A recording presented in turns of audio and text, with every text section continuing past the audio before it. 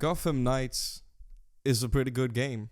Now this is probably a statement you haven't heard before because it seems like everyone who's played this game and reviewed it freaking hates the game. But I've had a great time with it, playing it with my friend, and we're like 14 hours into the game and still not done with any of the side quests or main story. We've just been having fun. So I want to make this video to defend the game because I think a lot of the points that are being made, I don't want to invalidate them. We all have different opinions, but I just think some are not fair, or they just like, they've went in with the mindset that they hate this game and therefore they're not being completely fair. So I'm gonna go through the game, why I enjoy it, the different aspects of the game, why I disagree with a lot of the reviews and what's being said, just generally express my thoughts on this game and how I've had a great time playing with my friend and also playing alone. So I've like experienced a lot of the game. I've tried to broaden my horizon as much as I can, playing different characters, and yeah, I just really want to talk about it because I see no one protecting this game, and I think it sucks because I think it is generally a good game. Now from that statement alone, you might already be reporting my channel to the authorities, and understandable if you really hate this game, but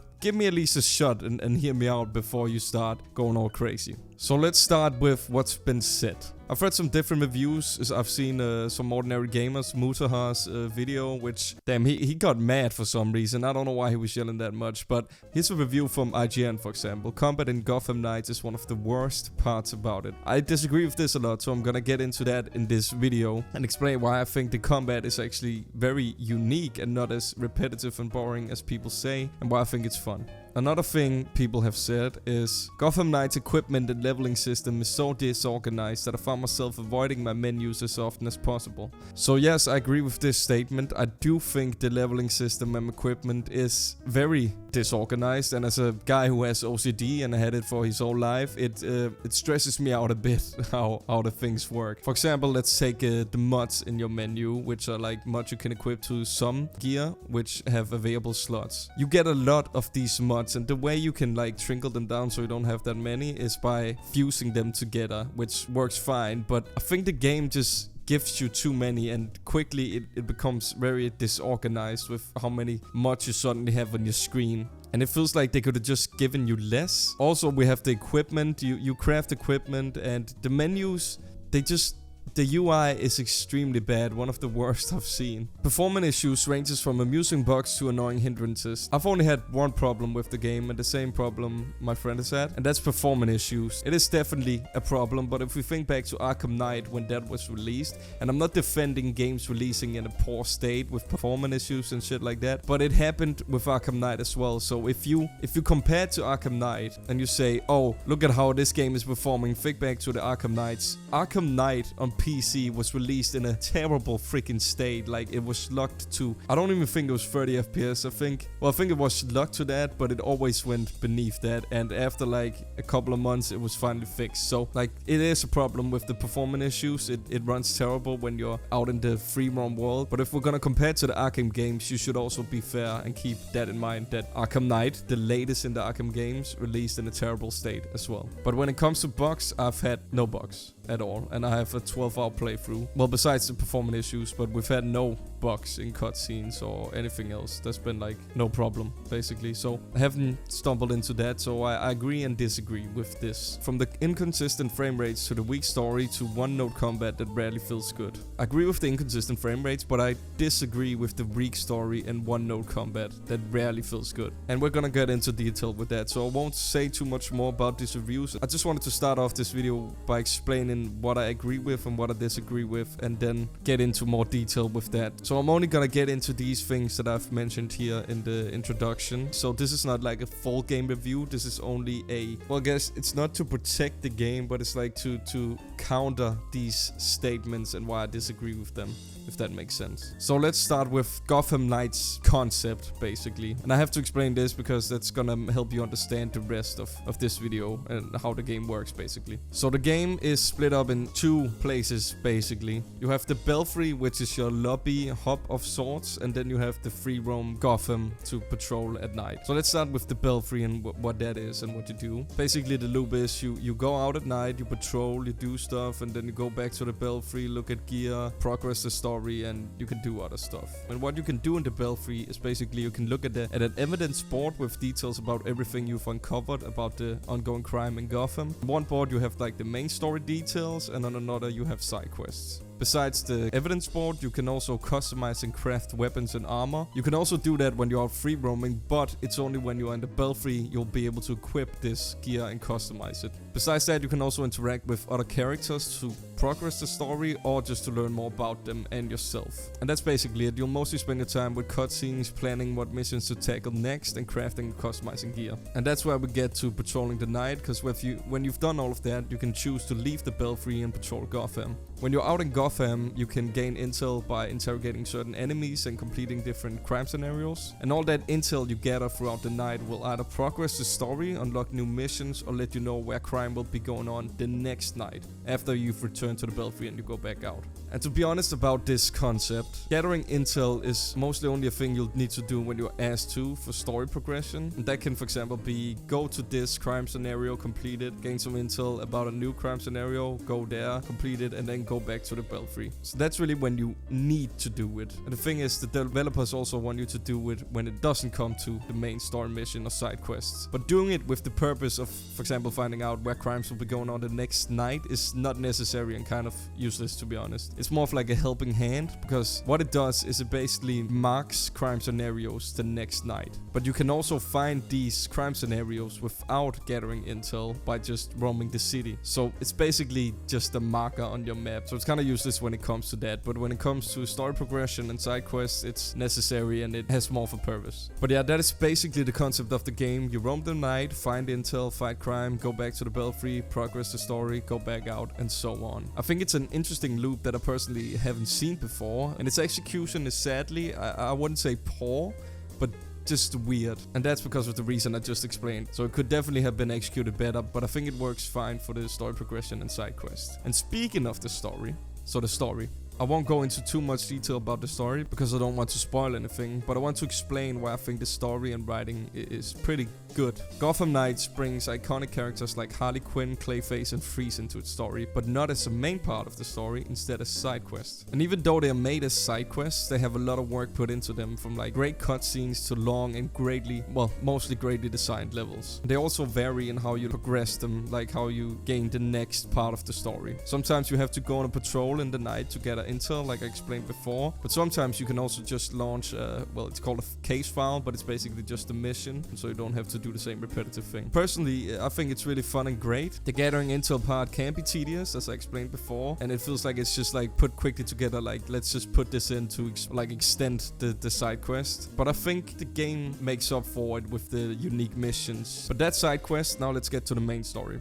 The main story has definitely the most work put into it, and I think the writing is great in it, especially when it comes to each of the characters and how they interact with each other. It starts off really great. The first cutscene of Batman's death. Spoilers, should I say that? It's like the first thing that happens. Sick fight scene, really has you hooked from the beginning. But even as it progresses, like as the story progresses, it still has me interested as the mystery unfolds. Because missions, they aren't like copy-paste. You explore different areas which you can't explore when roaming the night. So it's basically kept fresh and different from open world stuff. Though in between these missions, just like the side quests, there are sprinkled tedious copy-paste intel gathering missions, but not as much as side quests. But if I should have a complaint, that would be the only one, really. But luckily, and here's the thing that I think a lot of people are disregarding or just not remembering. I don't know why this isn't mentioned in reviews. Because as you're put back out into the night to progress the story further by gathering intel, you are contacted by different characters like Lucius Fox, or what is her name?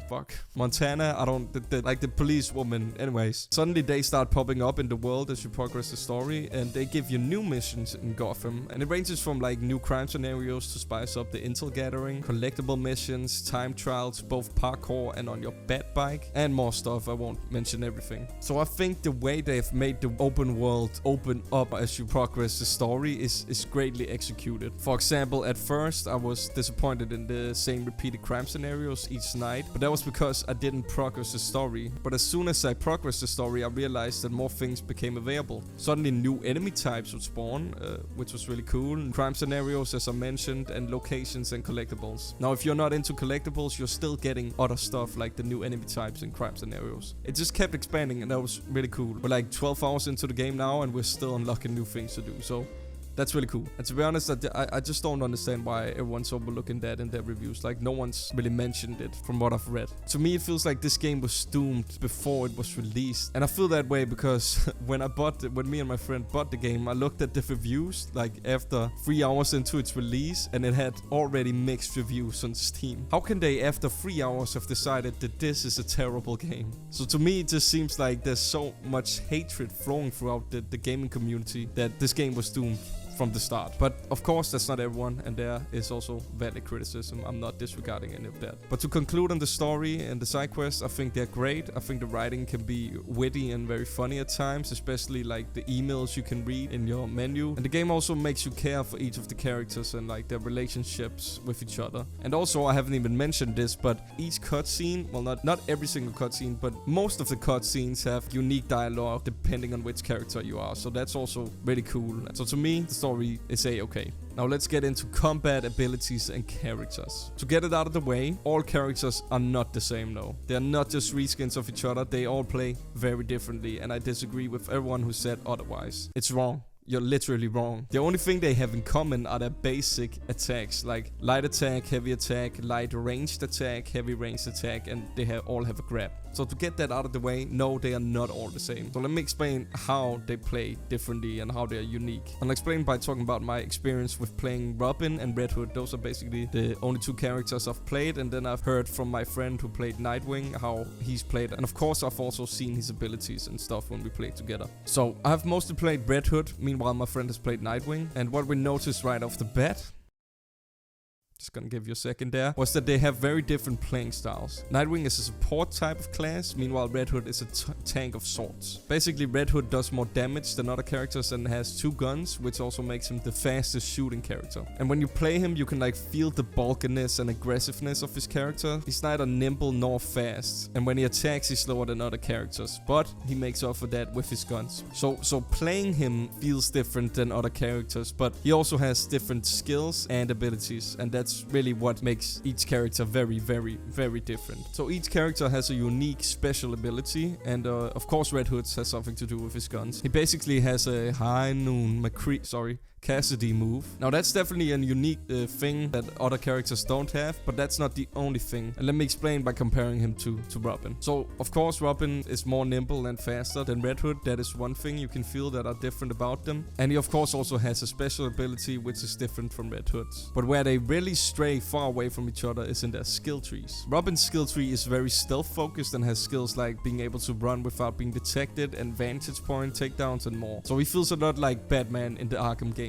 But not to compare this game to the Arkham games, because I won't do that. But that's how I can explain it basically. And these skill trees like running without being detected, all these stealth skills are unique to Robin and are not copy pasted onto other characters. Like that, this is only Robin. And let's compare that to a skill Red Hood can get, which no one else can get, which is you can get it so that when he grabs onto an enemy, which every character can do by the way, when he throws the enemy after having grabbed them, he attaches a mine onto them, which you can thereafter shoot to initiate a blast that hits other enemies. And this is a really cool and unique ability, and that keeps the combat fresh because it's not on a timer, so it's not like Saints Row, for example, where you could attach a grenade and throw them and they blow up after some time. Here you decide when it goes off. And other characters also have a skill like this that makes the combat fun, fresh, and different from other characters. So yeah, if it's not obvious, I definitely don't think the combat is boring, repetitive, or basic at all. And neither are the characters. They are unique, and combat is kept fresh by the new moves you can unlock. For example, the ones I mentioned. And I haven't even mentioned that you also get new abilities when you play and progress the story and do some challenges, which are also unique to each character. And this can, for example, be Red Hood's shooting flurry, where he fires a bunch of bullets in a flurry. I think that's the word.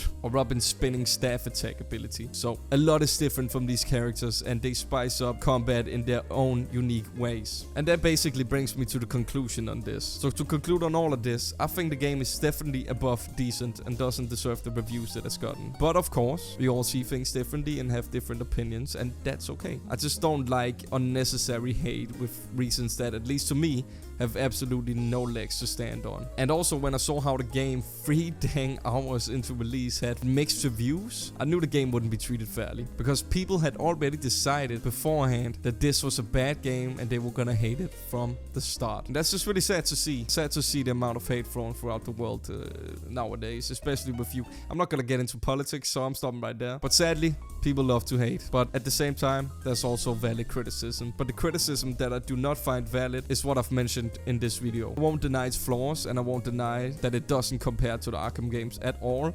But having said that, let's not kid ourselves here. No one expected it to. And if you did, that's on you, I think, because the game was announced as a multiplayer RPG free roam game with different characters / classes to choose from. So you could already tell from that statement alone that it of course wasn't going to be like the narrative-driven action single-player Arkham games. It was announced from the start as being very different. So to be honest, that's just my opinion. I think it's on you if you expected it to play and be like the Arkham games. At least it was pretty dang obvious to me. But anyways, that's my conclusion. That's really all I have to say. I disagree with a lot of the reviews and therefore wanted to make this video. And it's really rare that I get the feeling to protect the game because I usually just don't care about what other people think. If I love the game, I love the game. And if people hate the game, they hate the game. But this time, it just felt wrong to me. Anyways, let me know in the comments down below what you think and let's discuss. Even though we might disagree, let's keep a good tone in the comments and act like mature adults, okay? Just want to say that before any of you comment. I don't want no petty shit. Anyways, thanks for watching. Remember to subscribe if you enjoyed the video and want to see more from me. And have a fantastic day. Peace out, people.